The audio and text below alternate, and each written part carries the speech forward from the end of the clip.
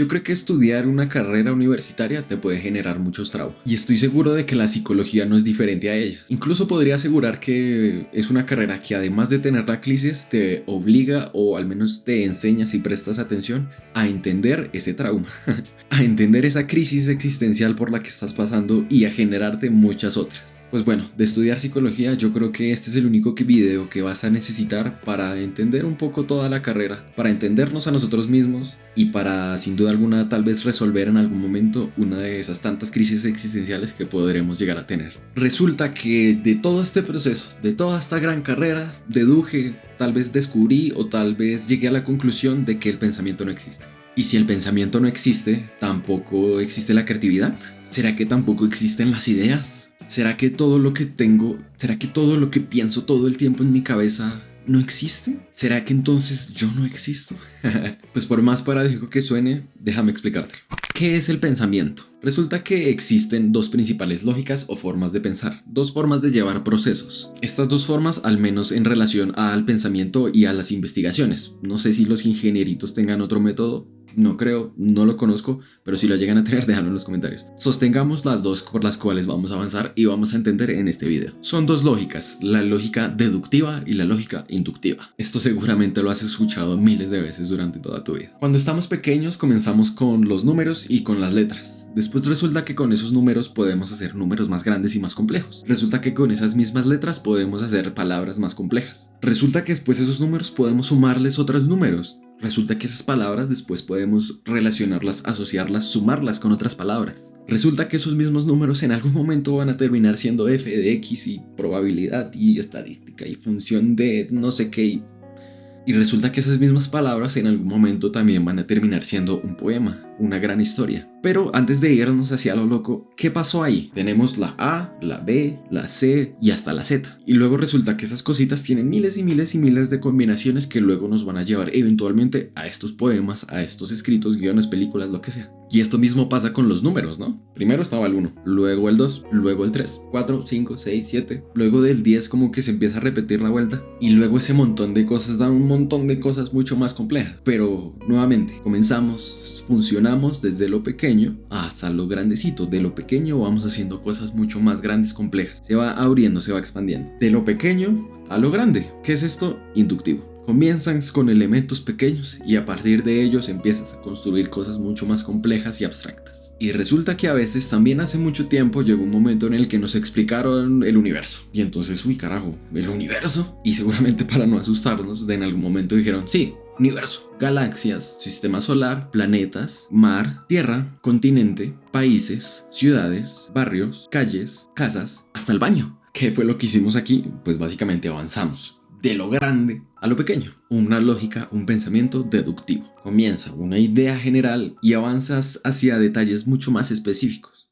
Pues bueno, resulta que todo organismo, paloma, ratón, microscopio, bueno, no sé si los microscopios, sería microbio, tan marica.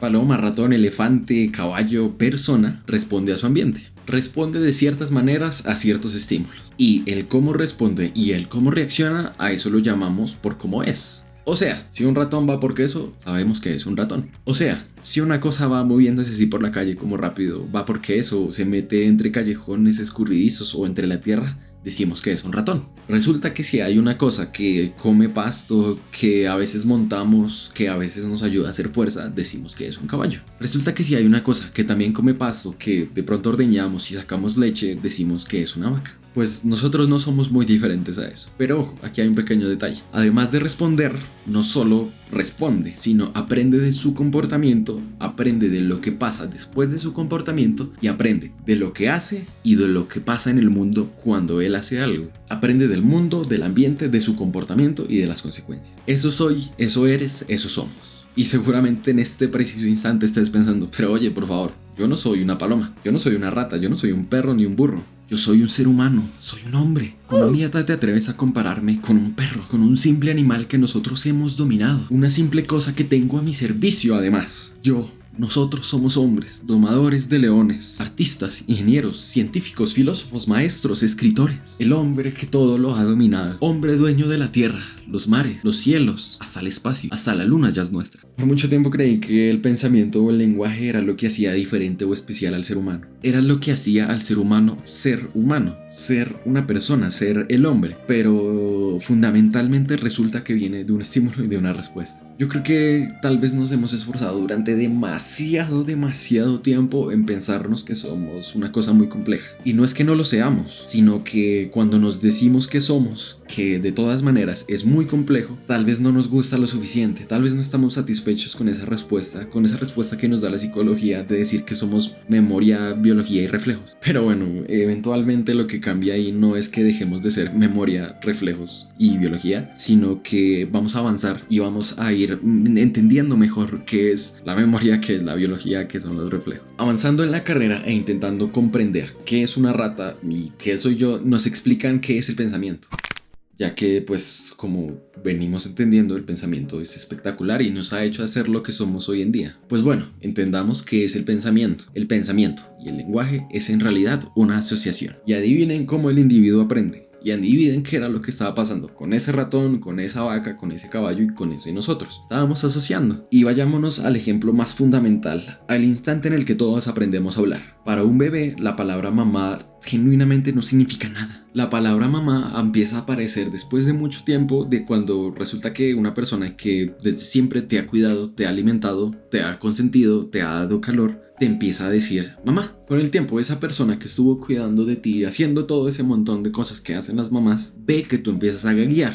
¿Y qué empieza a hacer esta persona cuando te ve balbucear? Pues bueno, ahora ella, en su fascinación y en todo su aprendizaje y en todo su camino de vida, va a empezar a decirte mamá como 7.000 millones de veces hasta que tú, en un eventual gagueo, en un eventual balbuceo, digas mamá. Y adivina qué va a pasar el día que lo hagas. Ese día va a ser un gran hecho, va a ser un momento histórico para tu vida. Tú dijiste mamá, tú dijiste tu primera palabra. Y sí, además de ser un gran hecho fantástico y maravilloso, ¿ella qué va a hacer? Te va a consentir por ello, te va a dar un refuerzo. Ese evento va a ser significativo para los dos. Tú vas a aprender mucho de eso y ella va a aprender mucho de eso. Y tú, como cosa babosa y que todavía hace sus necesidades en su propio cuerpo, va a aprender muchas cosas más que puede obtener, que va a obtener al momento de repetir esa palabra. ¿Esto qué significa? Básicamente, si en algún momento dices mamá, ella va a sonreír. Si dices mamá, ella te va a dar comida. Si dices mamá, ella te va a dar calor. Si dices mamá, ella te va a dar un abrazo, te va a levantar o te va a hacer lo que sea que hacen las mamás. Pero resulta que la palabra mamá ahí empieza a cobrar un sentido. Y después, con mucho tiempo, esa palabra no va a tener un significado como muy complejo o muy fácil de definir, porque pues si lo piensas, ¿cómo definirías una mamá? Sino que simplemente va a empezar a asociarse con un montón de consecuencias, ya ni siquiera cosas buenas o malas, consecuencias. Y luego, con mucho más tiempo, que pues después parece poco, con el tiempo vas a empezar a aprender otras muchas palabras. ¿Y qué son estas palabras? Básicamente son un montón de otras cositas que haces que van a tener un montón de otras consecuencias, que no necesariamente implican consecuencias en el ambiente. O sea, de pronto un bebé en algún momento gritó mamá y lo levantaron. Tal vez esas palabras ya no van a empezar a representar cambios en el ambiente, sino van a representar memoria, van a representar recuerdos, van a representar párrafos, van a representar textos, van a representar ideas. Ideas y conceptos que tal vez, que seguramente no sabemos ni qué significan, pero que empiezan a formar parte de nosotros. Antes de continuar con este video, todo lo que vieron previo a este pequeño aviso es psicología pura y dura. Es psicología principalmente cognitivo-conductual, creo yo, muy bien ejemplificada. Ojalá se haya entendido muy bien. De ahora en adelante todo lo que sigue es una pequeña divagación, un pequeño delirio, una pequeña especulación que quería añadirle también al video. Lo anterior es bastante cierto, o al menos intenté que fuera bastante cierto, o al menos basado en evidencia y psicología y la carrera, como era la intención del. Pero de ahora en adelante, pues eso, ahí ya hay como un pequeño más de libertad de pensamiento. Y pues ya que estamos, si el video te está gustando, si has entendido algo, por favor déjame un like, suscríbete y déjame tus comentarios. ¿Qué piensas? ¿Qué piensas de todo esto que acabo de decir? ¿Tiene sentido o no tiene sentido? Y si entonces todo es aprendido, o si mejor dicho, si nada es mío, ¿por qué no podría yo llegar a permitirme pensar que tal vez esa timidez que tengo no es mía. Esa duda que tengo tampoco es mía. Esa curiosidad tal vez tampoco sea mía. Ese miedo por el futuro tal vez no es mío. Esa inseguridad o esa seguridad tal vez tampoco es mía. O pues entendiendo el aprendizaje, fue algo que en algún momento fue mío. Pero si me doy cuenta de que eso es aprendido, puedo de alguna u otra manera transformarlo. Puedo decidir hacerlo o no hacerlo mío. Seguir o no seguir teniéndolo. Cargar o no seguir cargándolo. Si ninguna de esas cosas soy yo, sino que las aprendí y aprendí a aceptarlas como lo que soy, y pero entonces no soy eso o no es mío genuinamente, ¿qué mierda soy realmente? Y si nada es mío, ¿qué podría llegar a ser esa primera cosa que genuinamente es mía? Pues yo no veo otra que esa misma. Mis sentidos. No veo otro. Era el juego de palabras. Que si algo que es mío y que tal vez deba ser especial o deba valorarlo por simplemente ser mío, son mis sentidos. Tal vez ahí está lo que me hace súper único y especial. En lo que veo y en lo que escucho y en lo que huelo y en lo que siento.